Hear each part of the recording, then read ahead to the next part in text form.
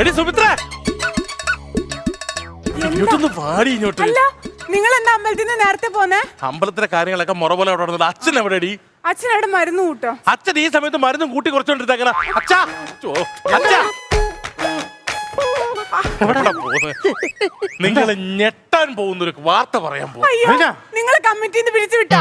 ഒരെണ്ണം അങ്ങ് വെച്ച് തന്നുണ്ടല്ലോ. ഈ കമ്മിറ്റിന്ന് പിരിച്ചു വിട്ടതല്ല, അവിടുന്ന് ഭദ്രദീപം കൊളുത്താനായിട്ട് സിനിമാ നടി ജാനകിയാണോ വരുന്നേ?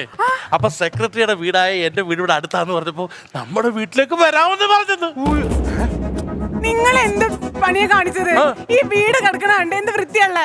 വൃത്തിയായിട്ട് നോക്കിയത് വീട് വിൽക്കാൻ വരുവാന്നോടി. അത് പോട്ടെ, ഭക്ഷണത്തിന് കാര്യം എന്താക്കൂ? നീ ഭക്ഷണത്തിന്റെ കാര്യത്തിൽ പേടിക്കണ്ട. സതീഷിനെ വിളിച്ചു വന്നിട്ട് പൂക്കോയുടെ ഹോട്ടലിൽ നിന്ന് എല്ലാ ഐറ്റവും മേടിച്ചോണ്ട് വരാൻ പറഞ്ഞിട്ട് കൂട്ടത്തിൽ വീഡിയോ ക്യാമറ ഫോട്ടോ എടുക്കാനല്ലേ? ഫോട്ടോ എടുക്കാൻ നമ്മുടെ മൊബൈലിൽ പോരടി. എന്റെ അച്ഛനാരാ? അല്ല, ഇത്രയും ദിവസം തന്നെയായിരുന്നില്ലേ? എടി, എന്റെ അച്ഛൻ അറിയപ്പെടുന്ന ഒരു സിദ്ധ മർമാണി വൈദ്യനാണോ? അച്ഛൻ പുതുതായിട്ടുണ്ടായ 5 കുഞ്ചു മർമാണി തല ഇതുവരെ മാർക്കറ്റിൽ കൊണ്ടുപോയിട്ടുണ്ടോ? ഇല്ല. ഒരു സീരിയലിന് ചുളുവിന് ഇവിടെ വരുമ്പോ നമ്മുടെ ഈ ബോട്ടിൽ അങ്ങോട്ട് കൈ പിടിപ്പിച്ചിട്ട് സതീഷിന്റെ ക്യാമറയിൽ ഒരു പരസ്യം ചെയ്താൽ നമ്മുടെ കച്ചവടം മണി മണി മണി പോലെ അങ്ങോട്ട് കേറുവോ? ചുമ്മാ 10 വർഷമായിട്ട് അമ്പലത്തിലെ സെക്രട്ടറി എന്ന് പറഞ്ഞ് ഞാൻ ഇരിക്കുന്നത്. സെക്രട്ടറി പറഞ്ഞ സാധനങ്ങളെല്ലാം മേടിച്ചിട്ടുണ്ട്. പിന്നെ ക്യാമറ കൊണ്ടുവന്നിട്ടുണ്ട്. അമ്പലത്തിലെ കാര്യങ്ങൾ എന്തായി? അമ്പലത്തിലെ കാര്യങ്ങളെല്ലാം ഭംഗിയായിട്ട് നടത്തിയിട്ടുണ്ട്. പിന്നെ ഭദ്രദീപം കൊളുത്തിന് ശേഷം സീരിയലടി ഇപ്പൊ വരും. ദേവി ആശ്വാസമായി. ആശ്വസിക്കാൻ വരട്ടെ. നിങ്ങളുടെ ഇളയ പെങ്ങളും അളിയനും ആ ജംഗ്ഷനിൽ വന്ന് ഇപ്പോട്ട് അവനങ്ങനെ നല്ല ഫോമിലാണോ? അവൻ ഫോം അല്ലാത്ത ഏതെങ്കിലും സമയം നിങ്ങൾ കണ്ടിട്ടുണ്ടോ? ഇങ്ങനെ ഫോമുള്ള ഒരുത്തൻ ഇന്ത്യൻ ടീമിലുണ്ടായിരുന്ന ആ ടീമേ എന്നേ രക്ഷപ്പെട്ടു പോയി. ഈ നല്ല സമയത്ത് ഇങ്ങോട്ട് കയറി വരേണ്ട കാര്യം എന്തുവാ? എങ്ങനെയെങ്കിലും ഒഴിവാക്ക്, അല്ലേ പൊളിയും മൊത്തം. എന്ത് ചെയ്യും?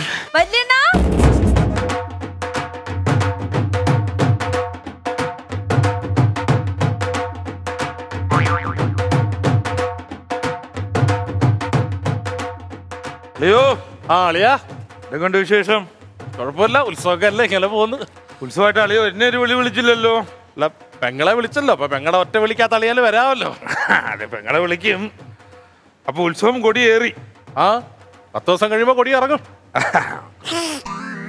അപ്പൊ ഇപ്രാവശ്യം കൊടി ഇറങ്ങുമ്പോഴത്തേക്ക് വീടിനകത്ത് 2 മുറിയും കൂടെ അളി ഇറക്കുമല്ലോ.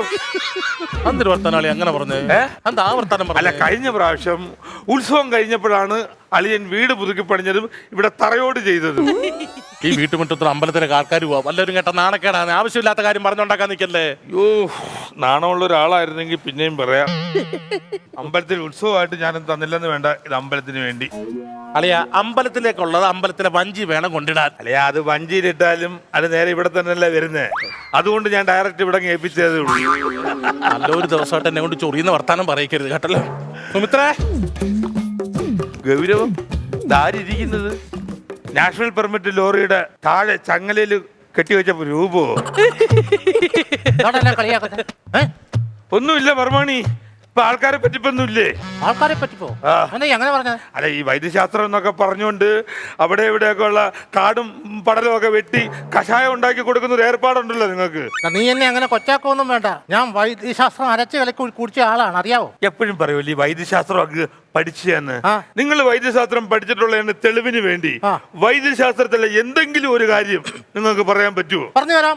കണ്ണത്തിനോർത്ത് കയ്യെത്തണം, കയ്യെത്തിനോർത്ത് മെയ്യെത്തണം. വൈദ്യശാസ്ത്രം പറയാൻ പറഞ്ഞപ്പോ ഞാണ്ട ഭരതമുനിയുടെ നാട്യശാസ്ത്രം വിളിച്ചു പറയുന്നേ. ഭരതമുനി അത് ഏത് വൈദ്യനാ? പോ ദൂരോട്ടങ്ങനെ പോ. ഭരതമുനി ഏത് വൈദ്യനെന്ന്? സുമിത്ര, നീ എന്റെ ഭാര്യ രാജിയില്ലേടി അവിടെ? കുപ്പിയും വെള്ളം എടുത്തോണ്ട് പാടി. കുപ്പിയും വെള്ളവും നമുക്ക് ഇവിടെ ഒരു സരച്ചു കുപ്പിയും വെള്ളം കൊണ്ട് പാടി. കയറിപ്പോ, എന്തെങ്കിലും കഴിക്കാൻ ഉണ്ടാക്കും. ദൈവമേ,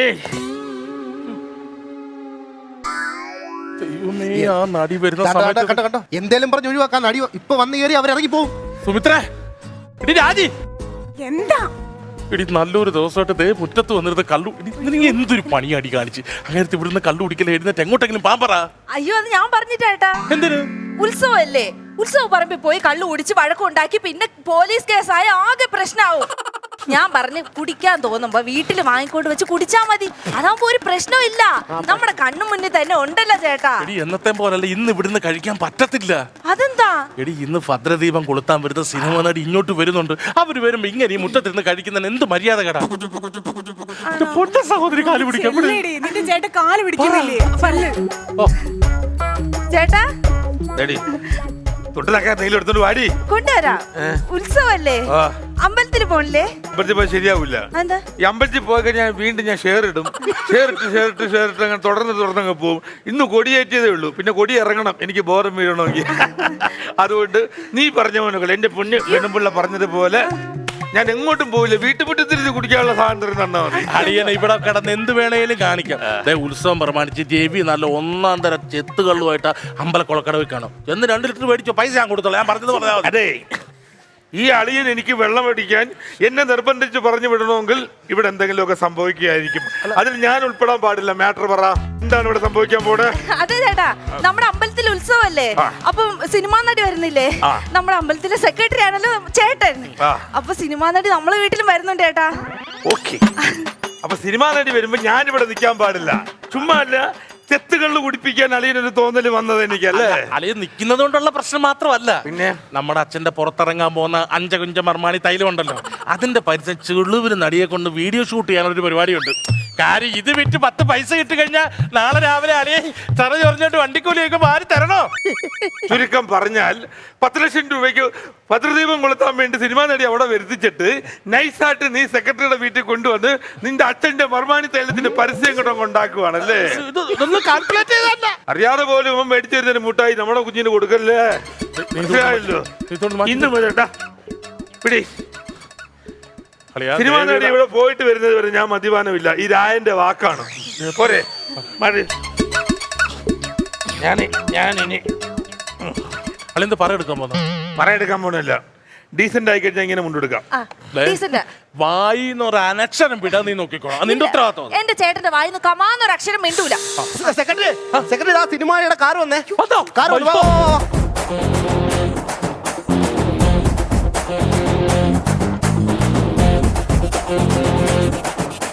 സെൽഫി എടുക്കാനുള്ള ബഹളാണ്. ആരാധകരെ ശാന്തരാകും.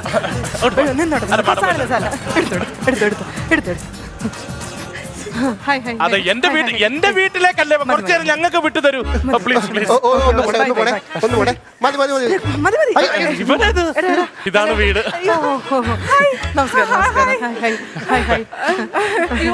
ഒരുപാട് സന്തോഷം മാഡം.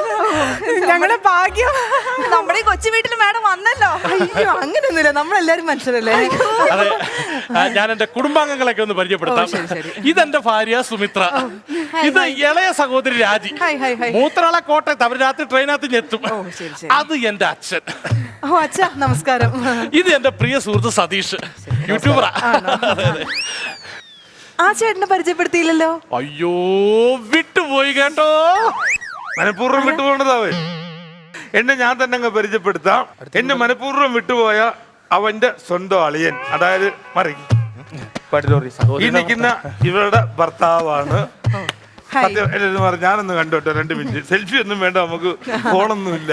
അയ്യോ, സിനിമയെ കാണുന്ന പോലെ തന്നെ ഒരു മാറ്റവും ഇല്ല. എന്തായാലും ഈ കണ്ട സ്ഥിതിക്ക് ഞാൻ ഈ നാടൻ പാട്ടൊക്കെ പാടി 2 വരി പാട്ടൊന്ന് പാടിക്കോട്ടെ. അതെ, എനിക്ക് ആ മുഖം കണ്ടപ്പോ തോന്നുന്നു, ബാലട്ടൻ മോളല്ലടി നിന്നെ ഞാൻ ബാല്യത്തിൽ കണ്ടതല്ലേ, നറുതല്ലിൽ നിറമല്ലേടി നിന്നെ കാണാൻ എന്തൊരു ചന്താടി, നറുതല്ലിൽ നിറമല്ലേടി നിന്നെ കാണാൻ എന്തൊരു ചന്താടി. ചീത്ത വിളിച്ചല്ലേ? പാടിയത് ഇഷ്ടപ്പെട്ടില്ലെങ്കിൽ പറഞ്ഞ പോലായിരുന്നോ?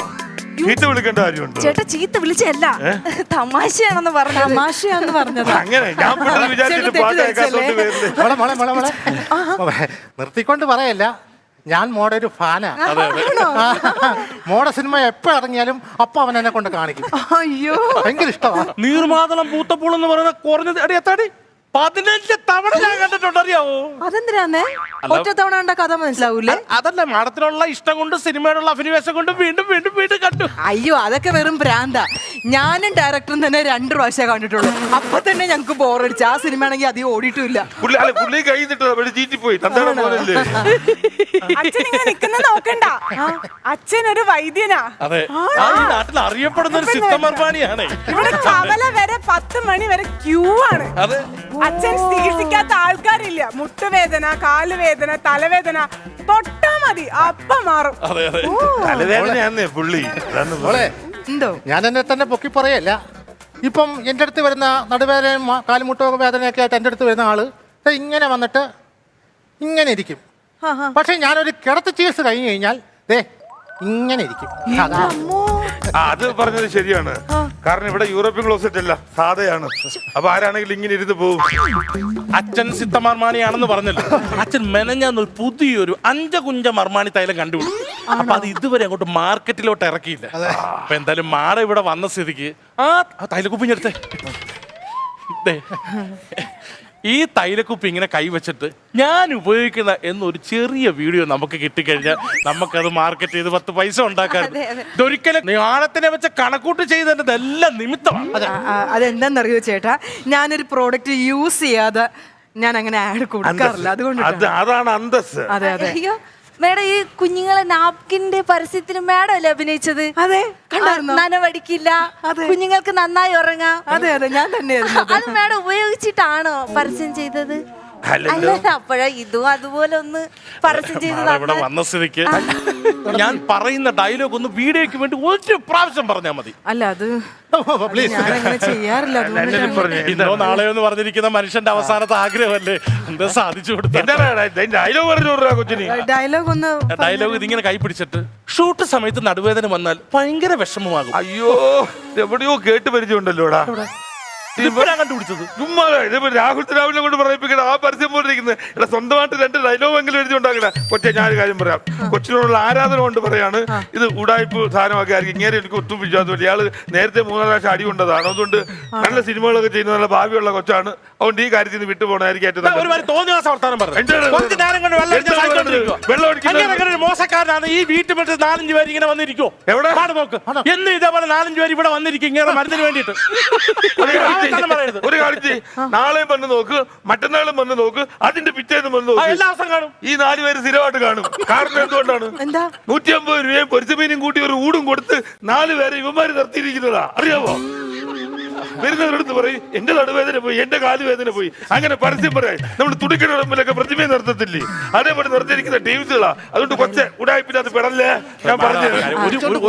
അതെ അതെ, നിങ്ങൾ വഴക്കൊന്നും പിടിക്കണ്ട. അടുത്ത പ്രാവശ്യം ഞാൻ ഇവിടെ അടുത്തൊരു സ്ഥലത്ത് വരുന്നുണ്ട്. അപ്പൊ ഞാൻ എന്തായാലും ഈ ആഡ് ചെയ്യാം. ഇപ്പൊ ഞങ്ങൾ പോയിക്കോട്ടെ, അവിടെ ഉദ്ഘാടനം ചെയ്യാൻ സമയം.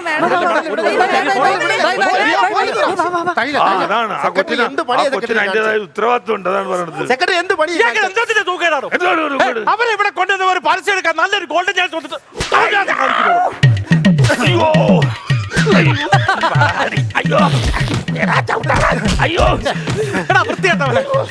ഈ വീട്ടിൽ കെട്ടേണ്ടി വരെ നിന്നെ ഇത്ര നാളും ചെയ്ത് ഇങ്ങനെ ഉണ്ടാക്കി ഈ ചക്കരക്കുഴമ്പ് എങ്ങനെ നിന്ന് വിറ്റടിക്കാൻ വേണ്ടി നായിക വെച്ചൊരു പരസ്യം ചെയ്ത്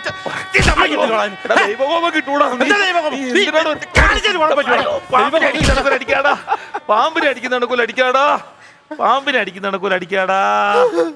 മനുഷ്യന്റെ വിഷമം നോക്കൂ. ഞാൻ എന്തോ ചെയ്തട്ടാ എന്നെ ഇങ്ങനെ അടിക്കുന്ന? എന്റെ പുതിയ തൈലത്തിന്റെ ആദ്യ വിൽപ്പന ഒരു സിനിമാ നടിയെ കൊണ്ട് ചെയ്യിക്കണമെന്നാണ് എന്റെ ആഗ്രഹം.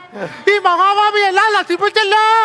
അച്ഛാ, അച്ഛന്റെ പ്രോഡക്റ്റ് സിനിമ നടിക്കാൻ ആദ്യം കൊടുക്കണമെന്ന് നിർബന്ധമുണ്ടോ?